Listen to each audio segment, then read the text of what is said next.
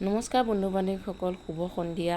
ইয়াত দুপৰীয়া ভাত সাজনো কেনেকৈ বনালোঁ তাকে আপোনালোকৰ আগত পৰিৱেশন কৰিলোঁ। ভিডিঅ'টো শেষলৈ চাবচোন। ভিডিঅ'টো দুদিনমানৰ আগৰে দিম বুলি দিবই পৰা নাই, টাইমৰ অভাৱত।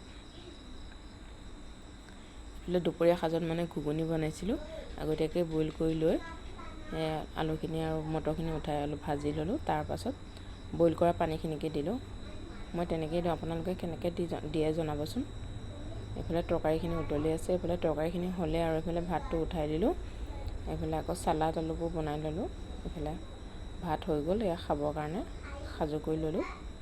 এয়া আকৌ ৰাতি মানে ভাত নাখাওঁ, ৰুটিকে খাম বুলি ভাবিছোঁ পুৰিকৈ।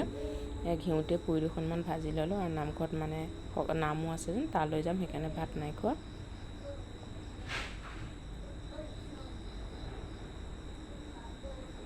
মোৰ ভিডিঅ'বোৰ চাই কেনেকুৱা লাগে জনাবচোন।